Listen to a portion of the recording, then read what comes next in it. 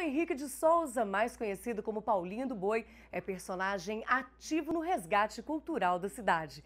E é com ele que eu converso hoje no Sete Lagoas em Debate. Daqui a pouquinho, fique ligado.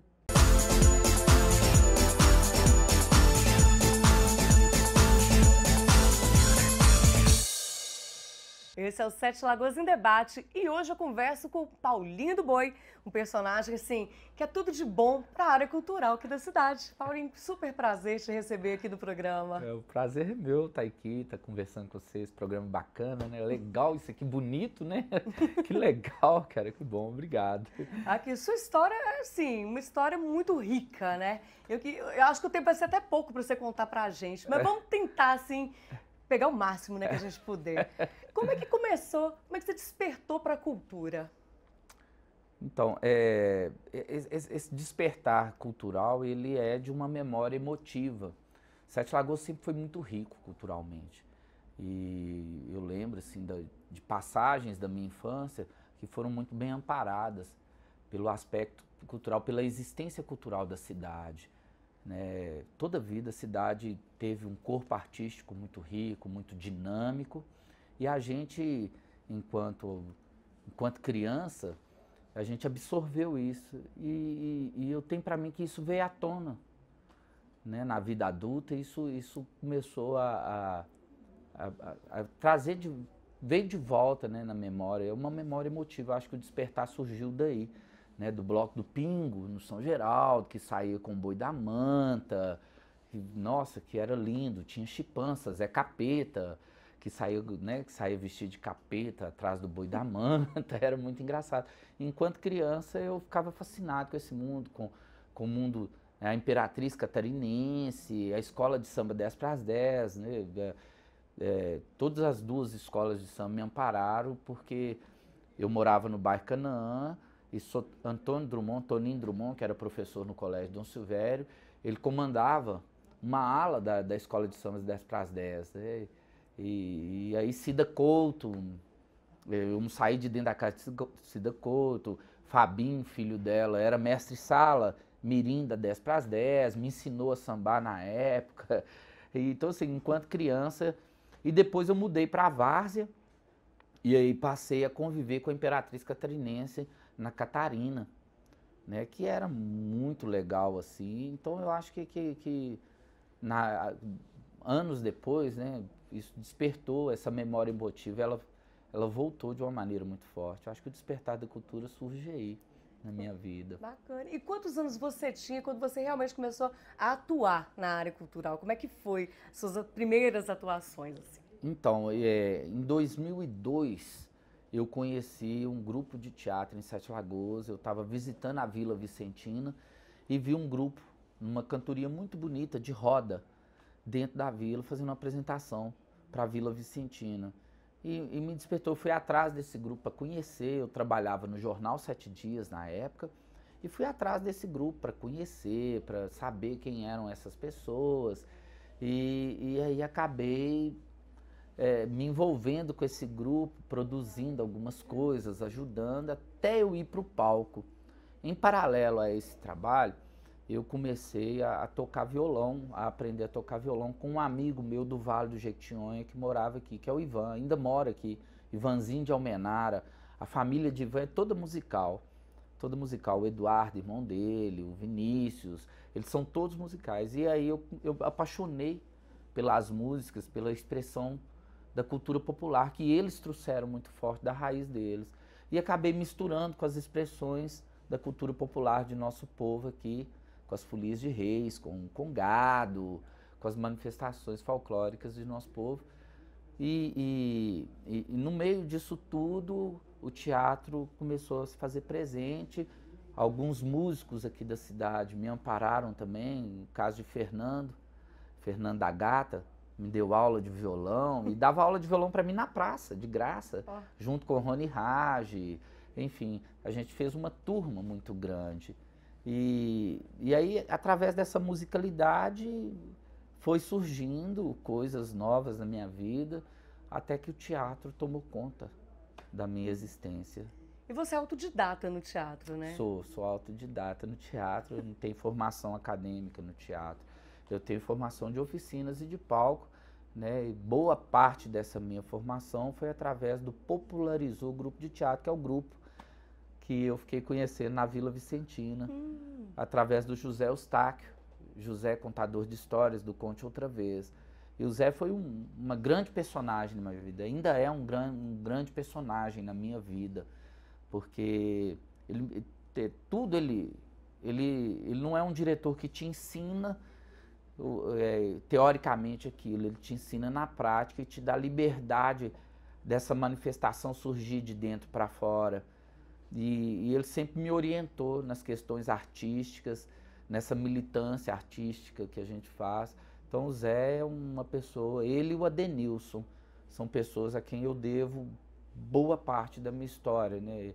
Porque são artistas amparando artistas. Você veja bem que eu falei de Fernando da Gata, Rony Raj, né, com o Arte Brasil, que a gente fundou juntos, eu, ele, Cabelinho, né? São pessoas muito importantes. E o José, ele sempre me orientou, o Zé Eustáquio, ele sempre me orientou, o Zezinho do teatro, ele sempre me orientou no que fazer, como fazer, o porquê fazer, nas literaturas que eu deveria procurar. Então ele foi uma grande oficina e ainda é uma grande oficina viva na minha existência. Eu devo a ele muita coisa da minha carreira, né, até assim, dessa decisão de viver de arte, essa orientação. Ela foi muito importante para mim, porque o Zé é da velha guarda da cultura sete-lagoana, né? E ele é um baluarte das questões culturais do nosso povo. E aí, todo esse projeto, né, que foi surgindo, que foi acontecendo na minha vida, aconteceu muito bem amparado. E não teve então exatamente o que veio primeiro, né? Pelo que você fala, teve o teatro, a música, o folclore, então teve essa fusão. É uma fusão, eu devo essa fusão.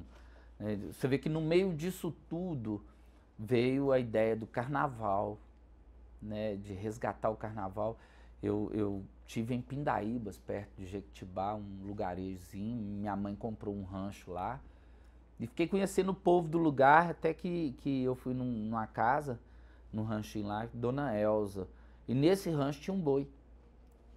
Tinha um boi lá, e eu olhei aquele boi e me veio aquela memória emotiva forte, eu registrei aquilo na hora, e ela foi me contando a história daquele boi, até que ela, não sei se ela ficou muito comovida comigo, Dona Elza, que Deus a tem, eu pedi ela o boi, ela me deu. Aí virou Paulinho do Boi. Pode levar o boi.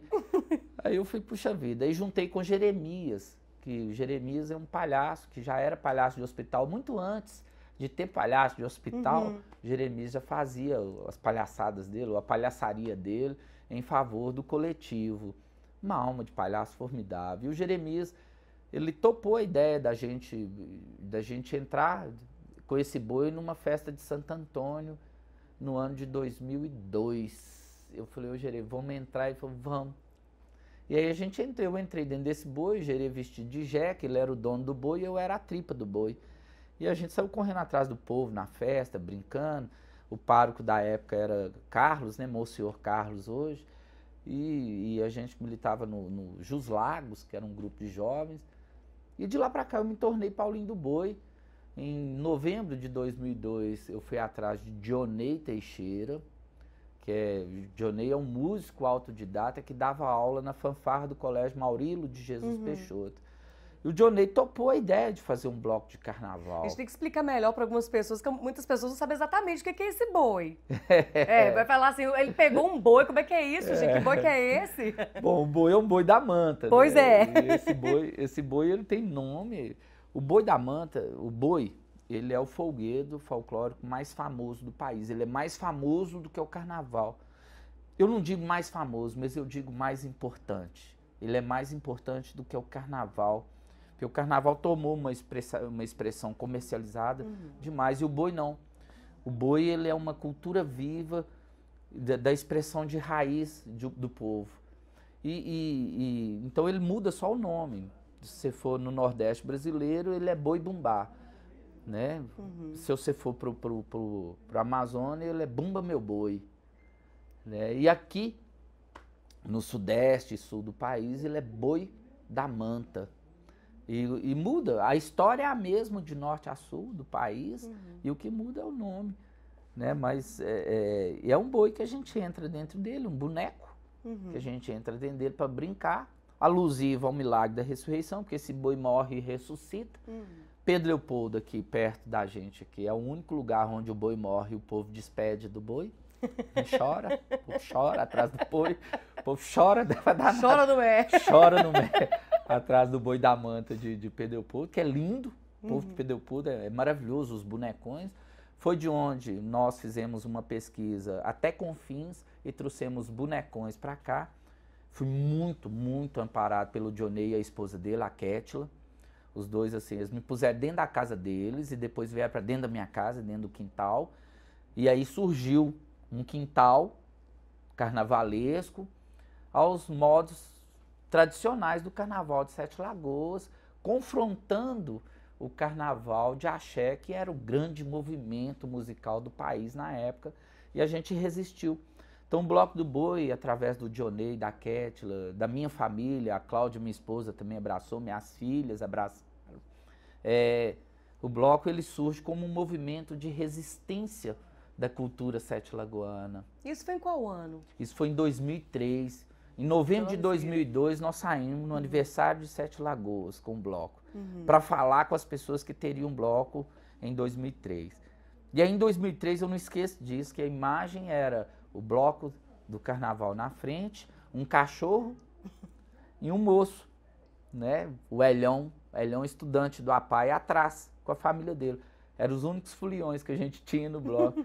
E em 2004 tomou uma proporção maior e foi tomando, já teve carnaval da gente arrastar 8, 9, 10 mil pessoas na rua da cidade. E aí a gente foi tomando, porque é um carnaval que a gente estava propondo, um carnaval mais social, de socialização, de uma pessoa ir na casa da outra, igual era no Pingo antigamente, né? Um abraço pro pessoal do Pingo, lá de São Geraldo, pra Rose, filha do Geraldo Pingo. Então, é um carnaval que as pessoas iam na casa da outra fazer fantasia para sair. E o Bloco do Boi, ele trouxe de volta esse espírito das pessoas, essa memória emotiva. Então, assim, o Dionei, ele foi um grande esteio, junto com a Cat, um grande esteio, porque a gente estava ensinando para os meninos, principalmente ele estudou as marchinhas carnavalescas, estava ensinando para os meninos marchinha de carnaval, né, em plena era do axé, do começo do funk, a ostentação, os meninos queriam tocar funk no meio do carnaval, não deixava, a gente, né, não, vocês têm que conhecer, pode até tocar, não tem problema, vocês têm que conhecer a raiz, a tradição. Também a raiz. Outros carnavalescos agregaram, como Júnior Arley, né, sambista, mestre Sala, Saúva, né, foram agregando, Vinícius, o pessoal da velha guarda do Garimpo, toda veio, desceu. Então, assim, aí o bloco ele tornou, né, uma referência de resistência, não, nós vamos resistir com o nosso carnaval, ao mesmo tempo em que despertou nas pessoas a vontade, né, de reavivar esse carnaval. E aí, quando você encontra na sua casa com Cida Couto, 20 anos depois, ela com o olho cheio de lágrimas, falando que vai voltar com a agremiação 10 para as 10, aí você fala, puxa vida, deu certo. Pois é. O que a gente pretendia era o resgate, e deu certo, né? E o teatro? Aí foi o boi, e como é que o teatro foi chegando ao mesmo tempo, né? Que foi tudo uma fusão, ele veio assim, entrando também no sua vida? Naturalmente, eu produzia, popularizou, e trabalhava no jornal 7 Dias, ao mesmo tempo que produzia, popularizou, muito ativa, aquela eletricidade da cobrança, que é um jornal, né? Eu fazia parte do contato comercial do jornal, então eu tinha que vender, então era aquela pressão, e ao mesmo tempo produzindo, popularizou o grupo de teatro, e até um dia que foi marcado um espetáculo e faltou um ator. E eu entrei para a cena. Aí já mostrou todo o seu feeling. E aí eu fiquei na cena, nunca mais desceu dos palcos. E não saí mais. Não saí. A Aidil, que é diretora, hoje é coordenadora, é pedagoga, né, da Escola Arthur Bernardes, ela também dava aula no Emílio Vasconcelos. E um dia a Aidil falou assim: ô Paulinho, você podia vir falar do boi para os meus alunos. E aí eu entrei dentro da sala de aula para falar do boi com os alunos e montamos um espetáculo de teatro falando desse boi. E eu não saí do teatro mais. Eu apanhei gosto pela oficina, oficinar as pessoas ou oficiar as pessoas sobre uma manifestação folclórica. Eram crianças, né? A gente fica emocionado, porque hoje eles estão tudo assim, com 19, 20 anos, eles me param na rua para conversar. Tem uns que já estão atuando no teatro. E eram crianças e foi uma oportunidade que a Aidil, foi preciso de uma professora me ver e falar assim: não, você tem potencial. E eu não saí mais da sala de aula, eu não saí mais do teatro. E foi assim, estudando teatro, sendo autodidata, amparando, pedindo opinião, amigos e fazendo oficina, indo para festival de teatro, até ficar assim, com isso para a vida. Hoje eu trabalho especificamente com teatro. E você então criou o seu grupo de teatro? Então, aí surge, né, os alunos, eles surgem. Eu trabalhava numa ONG, dando aula de teatro, e os meninos chegaram na idade limite da ONG, tiveram que sair. Ah, não, nós vamos montar um grupo de teatro. Vamos falar isso no próximo bloco. Vamos. Então, daqui a pouquinho a gente vai voltar com essa história e vamos aí falar do teatro. Não saia daí. Esse é o Sete Lagoas em Debate. Hoje eu converso com Paulinho do Boi, um personagem ativo na cultura da cidade. Paulinho, a gente estava falando do teatro. E foi então que você conseguiu, assim, você começou com o seu grupo de teatro, né? Conta pra gente como é que foi isso. Então, aí, esses alunos que a gente trabalhava, né, na ONG, esses alunos deram idade, eles vieram falando que ia fazer um grupo de teatro, e a gente tinha uma brincadeira de quando algo dava errado num jogo teatral, a gente gritava: ô, carroça! E aí pegou, ficou sendo carroça teatral. E eu não sei, assim, porque é um processo que surgiu naturalmente de um trabalho, não foi planejado, não teve... Foi uma coisa muito natural dos alunos.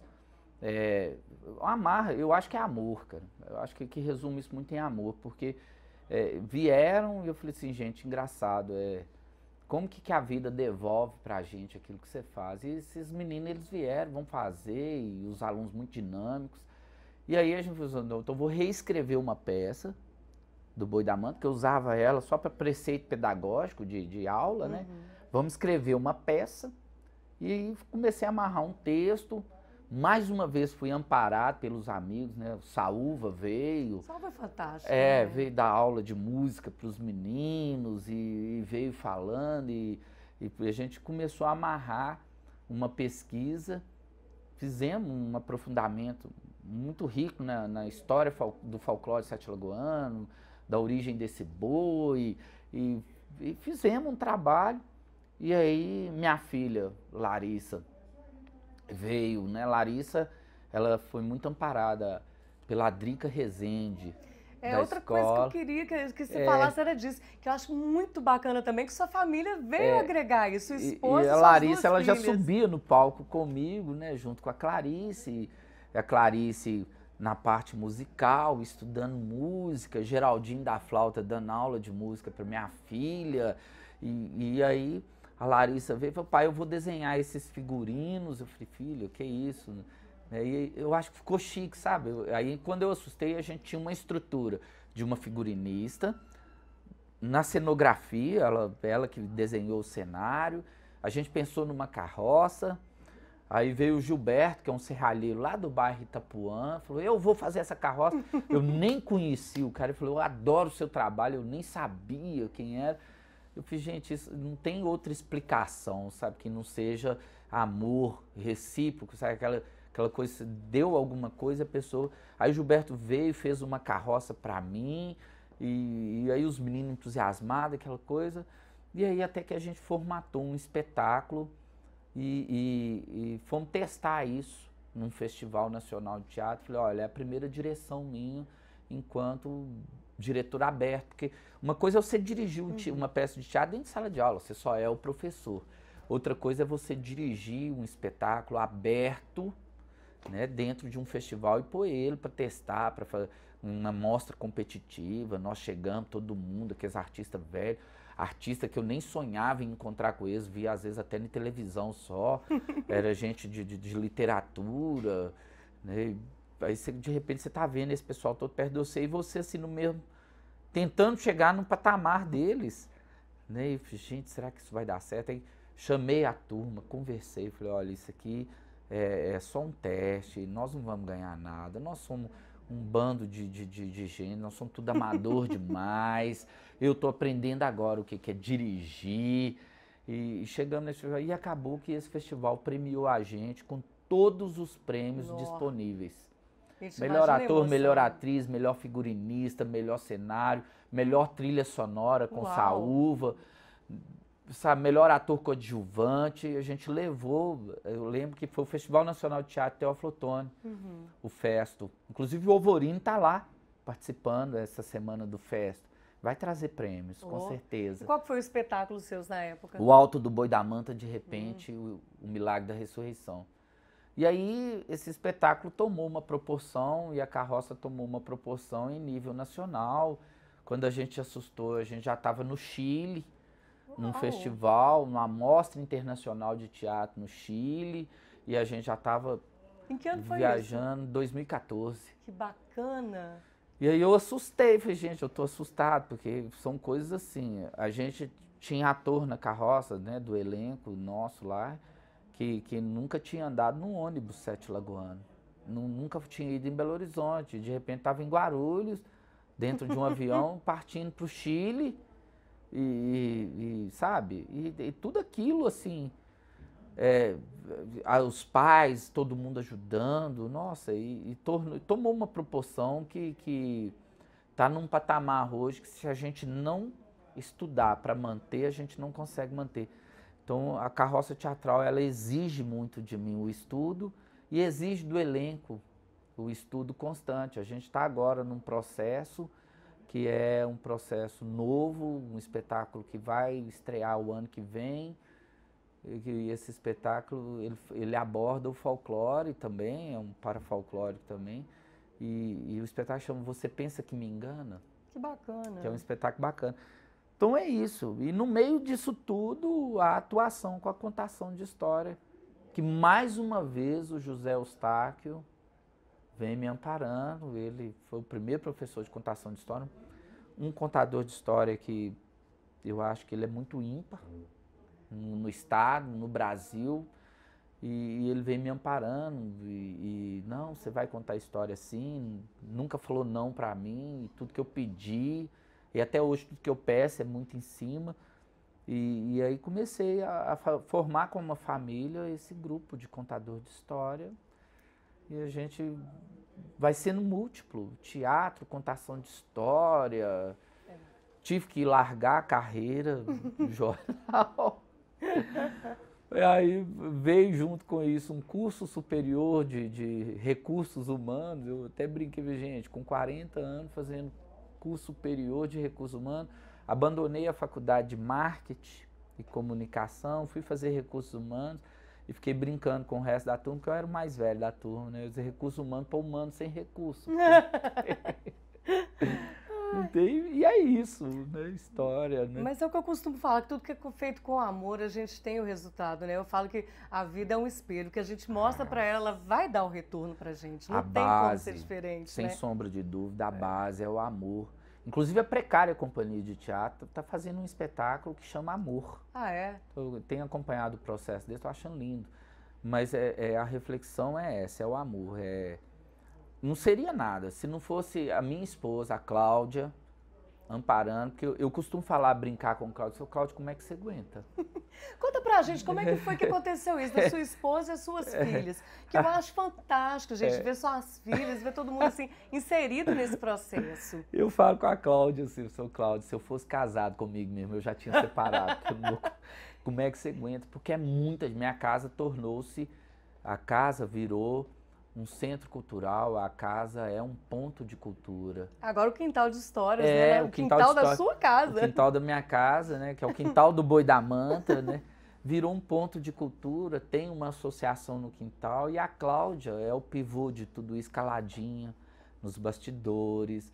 Ela sempre cuidou do emocional das meninas, né? Porque às vezes é muito complicado assim, vou pôr minha filha no palco comigo. A partir do momento que eu falei assim, não, eu vou viver disso, aí começa uma série, será que é isso que minhas filhas vão querer viver amanhã? Então a pauta é a liberdade. Você vem pro palco com o pai, mas você faz se você quiser. Né? E aí vem toda essa história de ter esse cuidado. A Larissa como bailarina, a Larissa sai do grupo, né? Ela saiu de pequena, não, pai, não quero atuar mais. Quando ela se tornou adolescente, ela ficou só com a Adriana, com Drica Rezende. Drica foi um grande pé de boi para ela, assim, para dança.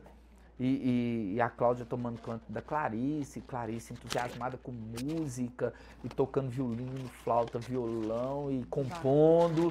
E eu, gente, onde que eu tô com isso tudo? E ao mesmo tempo tendo que sustentar a família, porque não é fácil, né?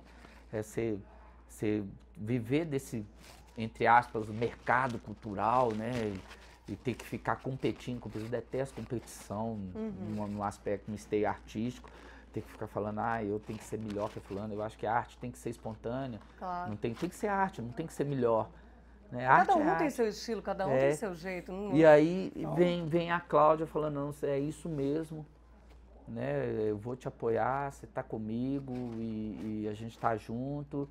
E aí eu falei assim, gente, é um pivô calado de tudo. Né? Não aparece no palco, mas é fundamental. Sem ela não teria essa situação.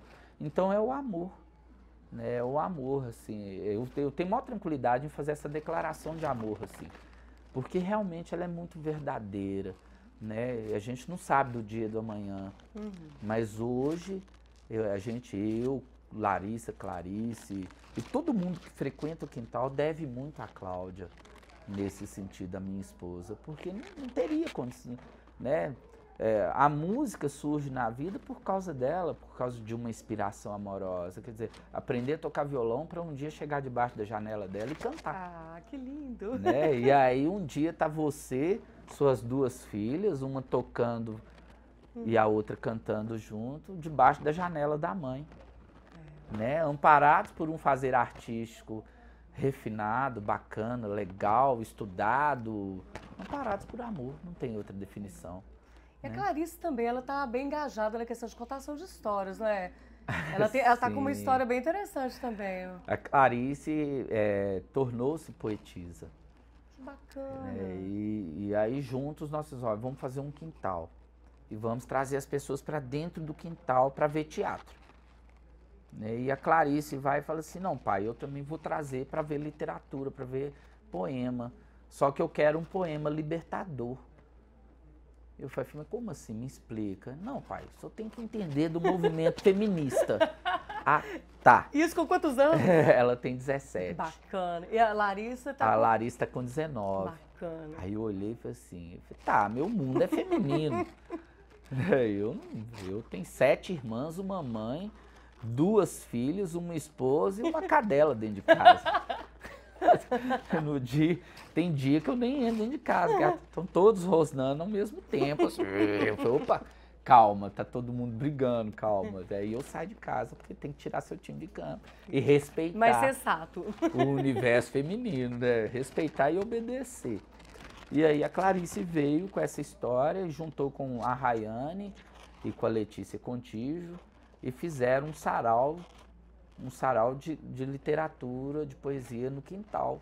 Uma vez por mês esse sarau acontece, são histórias e poemas libertadores do universo feminino. E eu confesso que eu saí de cima para descer, ficar bem embaixo, para aprender com a minha filha e com as colegas dela algo sobre a arte na vida do outro, através da poesia. Porque o que eu tenho visto no sarau, chama Sarau Resistir das Minas. Nós podemos fazer poesia no sarau somente depois das meninas, sabe? E não é um preceito de cavalheirismo, É um preceito de organização social do espaço, onde o homem tem que respeitar, não por ser cavalheiro e gentil, não é isso, não é essa preguiça toda. Respeitar pelo universo feminino, respeitar pelo a figura social da mulher. E a minha filha me impôs isso caladinha, pelo amor, sem precisar discutir comigo, sem nada. Ela, a mãe dela e a irmã dela. Não, pai, esse aqui não é você que vai aparecer. Esse aqui são as meninas. E aí eu fiquei olhando aquilo e emocionado, né? Porque são poesias que você ouve, que são coisas assim. Outro dia teve uma dona no quintal que ela começou a contar uma história. Eu, contador de história, fiquei... Aí fui olhando, ela começou a contar a história de um estupro e começou a falar isso poeticamente. No final ela falou, eu sou fulano e eu fui estuprado. E aí deu aquele... A plateia saiu e foi abraçar ela. Eu falei, gente, o que é isso que nós estamos vivendo? Que catástrofe é essa? Que sinergia é essa? E fiquei olhando pra minha filha e falei, que absurda. Como é que eu sei? E mais duas, 3 crianças. 17, a outra tem 17 e uma tem 18 anos, está fazendo faculdade de jornalismo agora, a Letícia contigo. Como é que vocês 3 conseguiram isso dentro? Eu fiquei pensando, gente, eu tenho muito que aprender. E aí é onde eu começo a aprender. E eu desci mesmo do patamar de ser tutor de alguma coisa, de dirigir alguma coisa, para ser dirigido. E aí me abriu, eu falei assim, para eu ser diretor, eu tenho que abrir o espírito. E eu comecei a ver isso, falei, gente, que bacana. Então é isso. Né? E o bom é que a arte permite isso, né? É a gente aprender, a gente poder libertar e a gente viajar por isso tudo. É um processo de troca. É uma troca muito interessante. É impressionante. Assim, eu daria para eu falar com você 5, 6 horas seguidas sobre isso, sobre experiência, sobre o que eu já vivi nos últimos 10 anos, o que eu já aprendi, depois que eu decidi que eu ia viver de arte, o que eu já aprendi, onde eu tive que ir e onde que as pessoas que estão comigo foram. Né, pra você ver, eu contei só um trechinho de uma história muito íntima da família, assim, nossa, tem cada coisa, cada discussão dentro de casa, cada coisa que você fica assim, gente, né, onde que eu tô? E Sete Lagoas tem vivido, assim, um momento muito positivo culturalmente, né? Tem. E vamos falar sobre isso no próximo bloco? Com certeza. Então, daqui a pouquinho tem mais cultura no Sete Lagoas em Debate.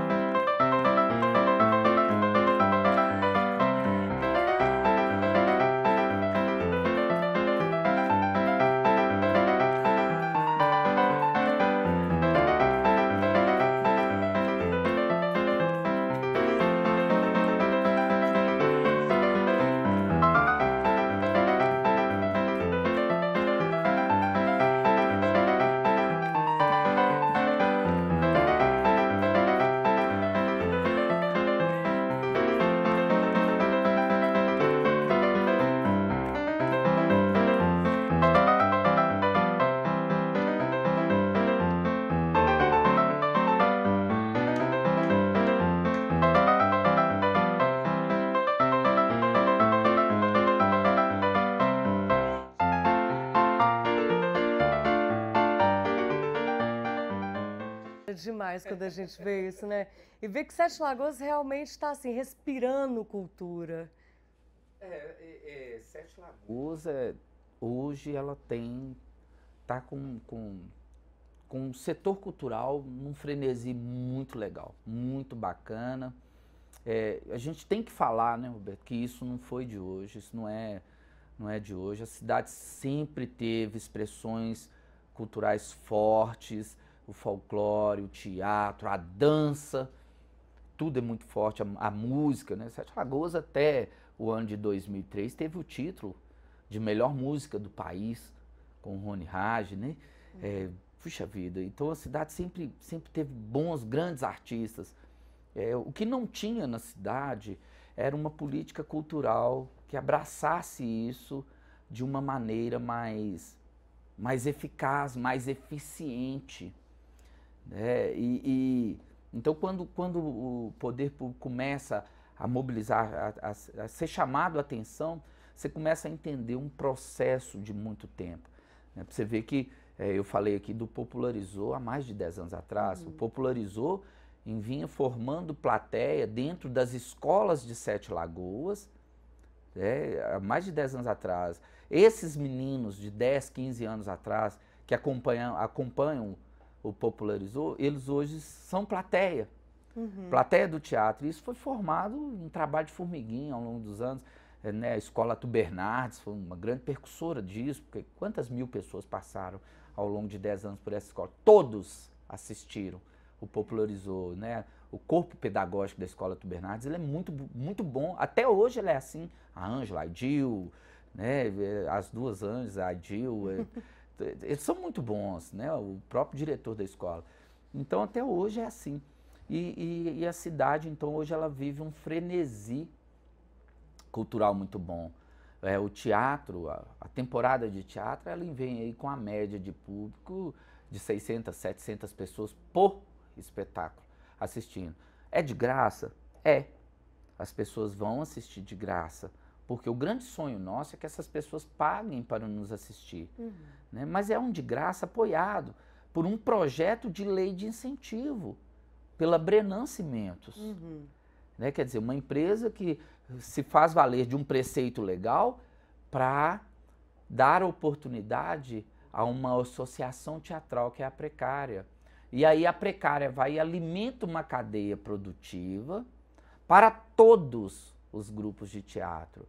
E aí ela consegue uma abrangência, hoje, né, de 19 mil pessoas, ao longo desses 2 anos que o projeto Temporada de Teatro existe, 3 anos, porque o primeiro nós fizemos sem lei de incentivo, ao longo de 19 mil pessoas. A expectativa é alcançar um público direto de 40 mil pessoas. Veja bem o que nós estamos falando de um universo. Há 15 anos atrás nós fizemos um espetáculo de teatro em Sete Lagoas, um espetáculo premiadíssimo, fora do estado. Quando a gente foi apresentar para o nosso povo, tinha 6 pessoas na Casa da Cultura assistindo. É complicado. Hoje a gente consegue um quintal de histórias através de uma associação de amigos que contribui para o quintal, né, pagando ingresso para assistir. Gente, nunca que eu pensei que eu ia abrir o espaço da minha casa, então a cidade... E dá público. A gente está lá com uma média de 120, 140 pessoas assistindo espetáculo de teatro no quintal de uma casa. Olha, e com a temporada de teatro, né? E aí você vê, igual o Grupo Fênix estreou semana passada, o espetáculo deles Entre Dois, e domingo à noite, Casa da Cultura cheia. E aí você pensa, gente, e eu estou falando só do teatro. Drica Rezende fez um espetáculo no Casarão, que se chama Interferências, com o Casarão lotado. 2 dias lotado, de dança contemporânea.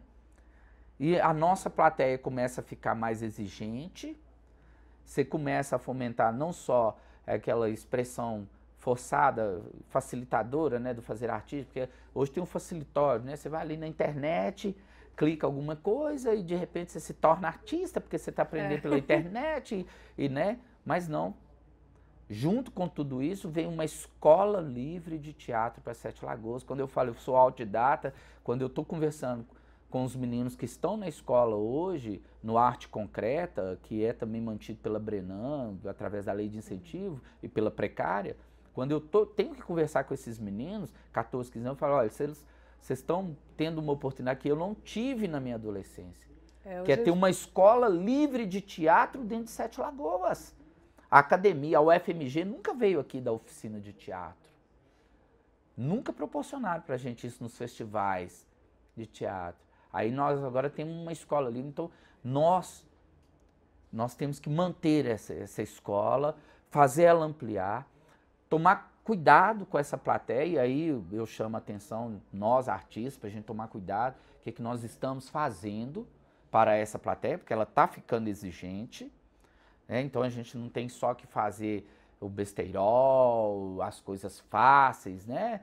A gente tem que realmente começar a estudar, e a gente tem estudado. Você vê grupos, o dia estava tendo sábado, teve um sábado que teve a temporada de teatro, e o grupo Nós e Vós, que adota uma linha do teatro comédia besteirol, que é muito gostoso de ver, eles são uma delícia, eles trabalham, né? Adoro. Aí eles adotam essa linha e a casa deles estava cheia. Com teatro de graça, sendo oferecido de graça lá no Casarão. O Casarão cheio, o anfiteatro Casarão cheio e o Nós e Vós com a casa cheia, lotada, não tinha nem ingresso. Se quisesse entrar, não tinha jeito. Olha que legal isso. Isso nunca aconteceu. Aí você vê a cidade hoje, tem uma galeria de arte, que é a Galeria Miralda. E aí você vê as guardas de Congado, você vê as folias de reis, gente, é tão rico.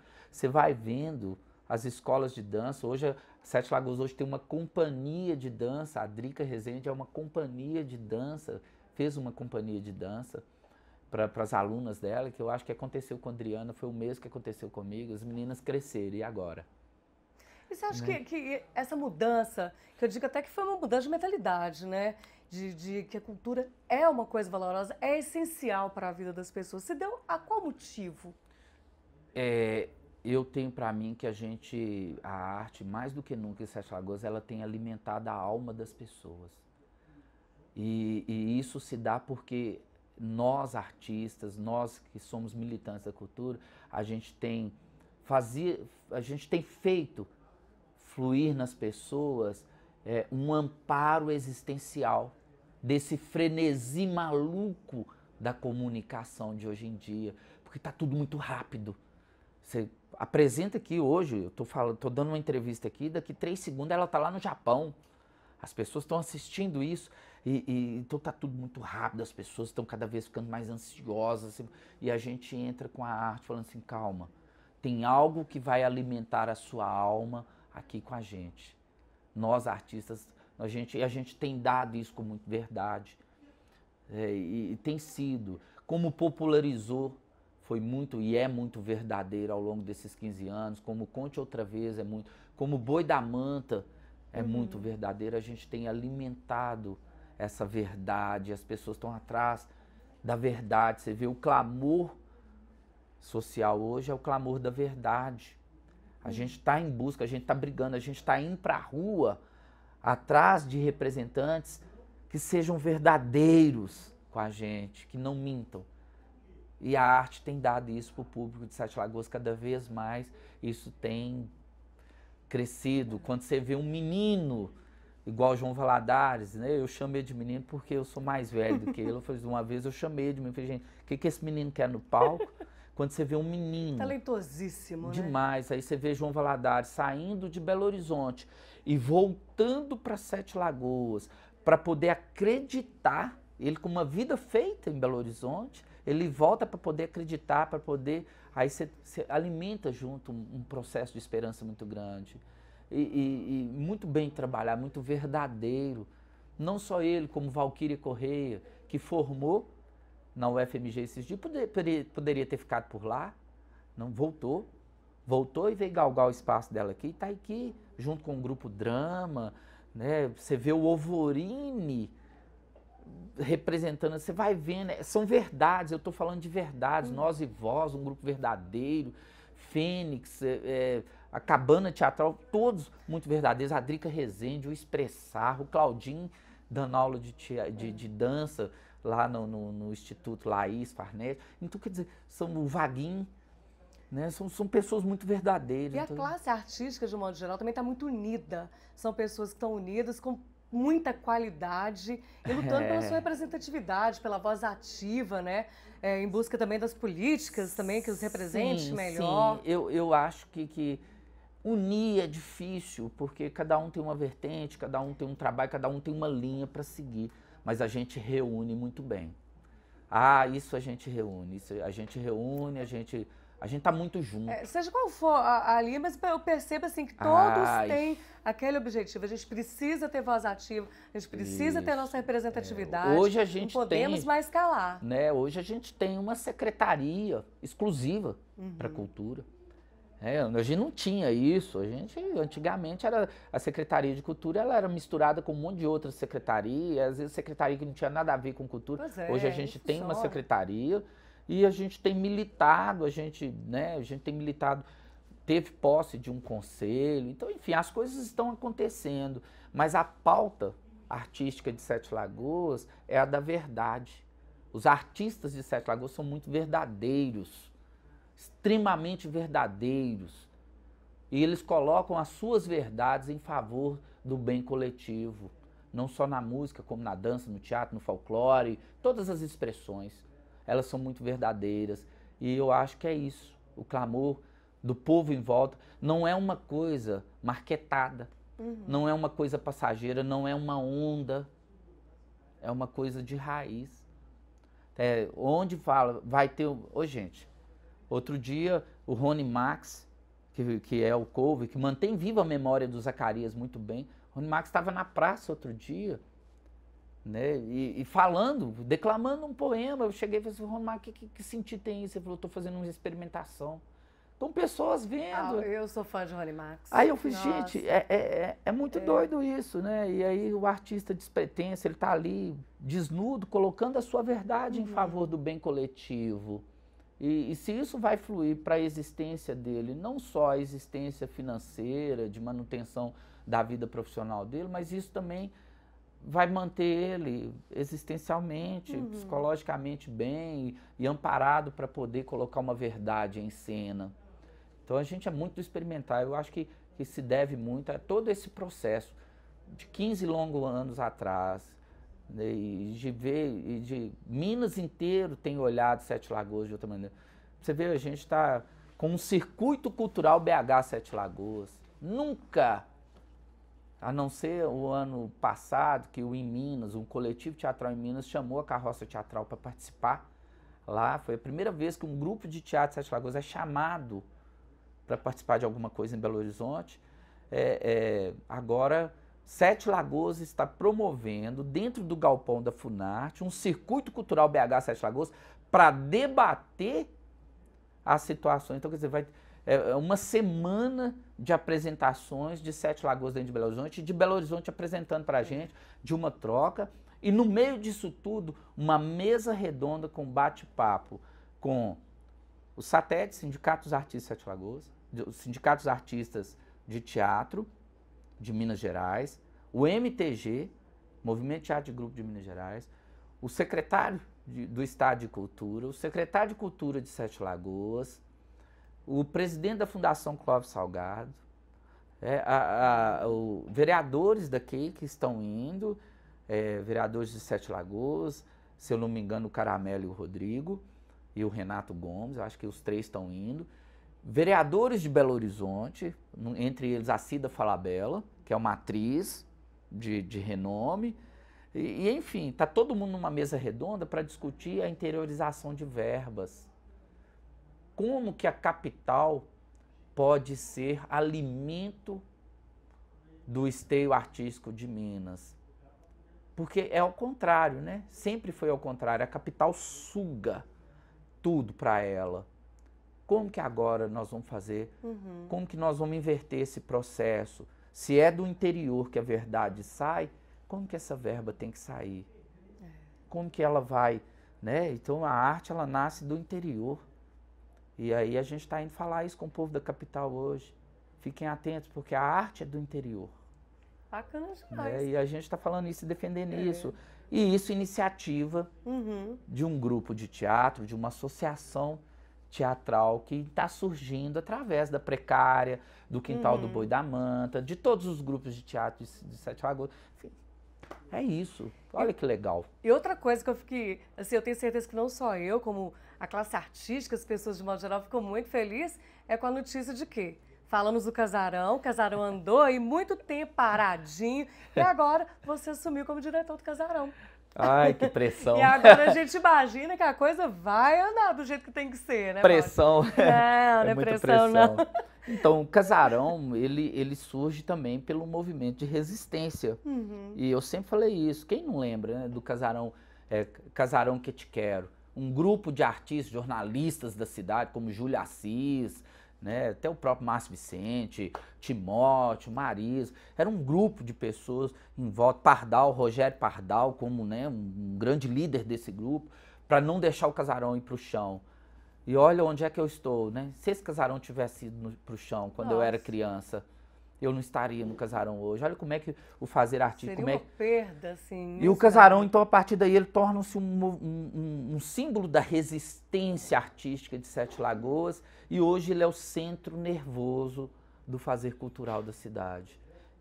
Do Casarão saem, e do Casarão vêm pessoas de toda a periferia da cidade. O Casarão é um centro de convergência e de expansão artística, nervoso. Gente, eu não sabia que era assim. Cresce aqui a minha admiração pelas pessoas que passaram pelo Casarão, como Leandro Lupiano, Vanessa Coutinho e outros que passaram pelo Casarão. Maravilhosas. Como que eles conseguiam entregar esse Casarão para mim que, sabe, que era usuário e agora estou do lado de cá, né? Como que eles conseguiram entregar isso para mim, limpo, organizado, com os funcionários motivados, porque é um centro nervoso cultural muito importante. O Casarão recebe muita visita, fechado, do jeito que está fechado, porque está em fase final das reformas, né? Enfim, o governo que passou deixou pela metade, e aí esse agora está retomando, e tem todo um processo burocrático, a gente tem que entender isso. Mas até fechado ele recebe visita. É impressionante, e agora, lá, hoje, está acontecendo ensaios de quadrilha, de manifestação folclórica, e os funcionários do Casarão, principalmente os funcionários de carreira do Casarão, eles são apaixonados com o Casarão. E quando eu cheguei lá, foi uma pressão artística muito forte, Paulinho, você tem que ir, porque já havia, né, meu nome estava sendo cogitado para assumir cargo, e eu preocupado com isso, porque junto com o cargo vem a responsabilidade. E aí, quando eu cheguei, os funcionários, graças a Deus que eu sei, aquela esperança junto, e aí isso me contagiou de certa forma, e eu estou diretor do Casarão, estou aprendendo um monte de coisas e estou muito, muito esperançoso com o Casarão. A gente sabe como é que é a dinâmica pública de trabalho, de serviço, a gente sabe como é que é, todo mundo trabalha muito, às vezes a gente passa e o povo vê as pessoas que dizem, que o povo fica ali, gente, a gente trabalha o dia inteirinho, e até dormindo a gente trabalha. E quais são as expectativas, assim, as perspectivas para o Casarão? Então, as expectativas são a de dar manutenção no que já existe, sem ficar criando situações mirabolantes, vamos fazer o diferente no Casarão, vamos fazer isso. Não, a expectativa é de manter o que já existe, de tornar aquele centro o mais acolhedor possível, porque eu sou artista e o centro me acolhia, mas a gente sabe, eu sempre discuti isso, pode ser mais acolhedor, pode, né, de tornar ele o mais acolhedor possível e trazendo dentro dessa conjuntura a simplicidade, porque fazer o simples é muito difícil, gente. Fazer o simples dentro daquilo. Se conseguir fazer isso, eu já estou muito feliz, se a gente conseguir. Então, a expectativa é essa. Tem a festa do folclore, tem o Congado, tem a Semana da Consciência Negra, tem uma série de coisas que já acontecem no Casarão. E tem a história do Casarão, tem o Conselho Municipal do Patrimônio Histórico e Artístico, que nos ajuda a tutelar esse Casarão, sabe? Então tem muita coisa, é uma dinâmica frenética, é um frenesi, temporada de teatro, grupos de teatro que procuram, espetáculos, é tudo dentro do anfiteatro, tudo é o Casarão. E já tem alguma previsão de quando vai Fim da reforma? Então, a gente ainda não tem essa previsão, né? Tem todo um processo, a gente ainda não tem, mas a gente tem a expectativa. E é preciso que as pessoas saibam que mesmo o casarão fechado, ele não está parado. Está acontecendo, o casarão por si só parado, ele alimenta a existência de quem passa em frente a ele. Hoje ele é um marco, um registro. Tem hora que as pessoas pensam que o casarão é a Casa da Cultura da cidade. Eles chegam lá, e o que é a Casa da Cultura? Não, a Casa da Cultura é na Orla da Lagoa, do lado do prédio da Câmara, né? Então é isso, a gente está lá alimentado por essa expectativa, por essa esperança. E é um artista, gente, que está lá, né? Eu viajo na batatinha, na maionese, igual todo artista. Eu tô lá por uma questão de amor. Não é, eu vou falar o quê? Não é demagogia, não é nada, né? E estou lá. Amanhã eu não sei se eu vou estar, e enfim, né? E enquanto eu estiver lá, eu quero isso. São pessoas que nos fazem. E eu quero alimentar as pessoas e as pessoas me alimentarem dentro de um processo de troca e de uso e de acolhimento. Eu tenho até uma música de Maria Bethânia, um poema, que ela fala assim: não mexe comigo que eu não ando só. Eu estou muito bem amparado por todos. Eu sou muito bem amparado por amigos. Eu tenho muito amigo. E são amizades muito verdadeiras, porque são amizades construídas dentro do processo artístico, que não tem jeito de mentir. O artista é muito na lata. Eu falo muito e vivo o que penso. E vivo o que falo. Né? Vivo muito o que falo, então a gente é muito verdadeiro. Então esse é o processo do artista que está ali no casarão. E aí eu fico pensando que, ao contrário da música, mexe comigo. Vem porque eu estou muito bem amparado por amigos. Gente, vocês não acreditam. O Congadar e o Ganga Bruta fizeram um show no casarão esses dias, receberam quase 600 ou 700 pessoas. Eu estive lá, foi maravilhoso. Gente, eles me entregaram o casarão limpo. Eu nunca vi um show.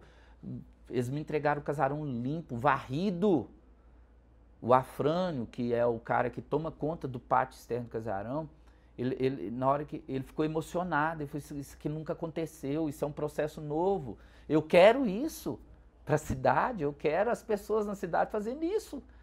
Varrendo a porta da sua casa, cada um cuidando. Eu quero que as pessoas cuidem. Isso foi um respeito, isso foi de um cuidado, de um carinho, não podia ser diferente. Isso foi de um carinho com quem trabalha, isso foi de um reconhecimento. Gente, isso é incrível. Isso é incrível. É verdade. Você já pensou, você vai num grande show e tem lá 2, 5, 6, 10 mil pessoas e as pessoas entregam aquele lugar limpo. Seria o ideal, né, Paulinho? Pena que não é todo lugar. E tá acontecendo, o casarão acontece. Que venha mais consciência de mais pessoas. Ontem foi um grupo lá que usou lá para fazer umas fotografias na parte externa do casarão lá do Mistin. De repente o cara que está dirigindo eles, eu esqueci o nome dele agora, me desculpa, eles estavam limpando tudo. Deixou tudo ajeitado, deixou o banheiro cheiroso. Ó, gente, o que é isso? Isso é arte.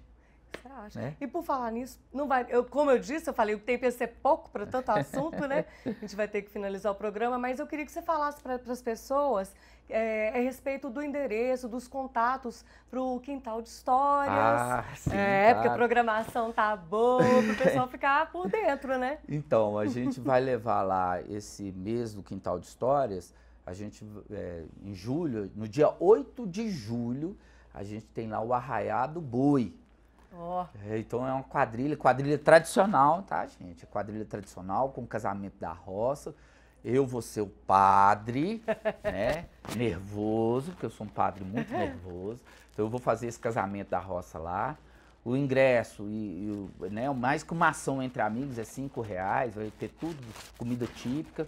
E o ingresso, ele vai ser voltado para amparar a Associação Cultural Boi da Manta. O Quintal de Histórias fica na rua João Pinheiro, 174, Centro. O dia 8 de julho, o Arraiá do Boi. Né? E aí de lá vocês vão pegar a programação, nos acompanhem aí na internet, no Facebook. Vocês vão pegar toda a programação do Arraiá do Boi. E na internet, no Facebook, é Quintal de Histórias, que as pessoas podem acompanhando. A página é programação Quintal de toda. Histórias e Quintal do Boi da Manta. Associação Cultural Boi da Manta tem uma página na internet. Quem quiser fazer oficina de teatro, todo sábado de manhã, de 8 a meio-dia, a gente está oferecendo essa oficina com parceria de um monte de artistas da cidade. São gratuitas as oficinas, enfim, a gente está lá. Tem oficina, agora tem, Quintal está oferecendo aula de samba de gafieira. Ó, que bacana. Para ajudar o Júnior Arley, que é o nosso professor, com R$50 por mês. Tem aula de capoeira Angola, raiz da capoeira, toda quarta e todo sábado. É gratuito, só são gratuitas as aulas de capoeira. Então quem quiser tá lá, a gente tá lá, movimentando. Muito bem. Verdades. Nós estamos promovendo verdades. Eu gostaria de agradecer muito a sua presença e eu espero que volte mais, porque assunto é o que não falta aqui. Eu agradeço imensamente. É sempre bom. Essa entrevista me traz uma reflexão e depois quando eu vou embora eu fico assim, não, eu podia ter falado um monte de outras coisas, né? Mas é de emoção, é carinho, eu estou emocionado. Obrigado. Eu que agradeço. E o Sete Lagoas em Debate fica por aqui. Um grande abraço e até semana que vem.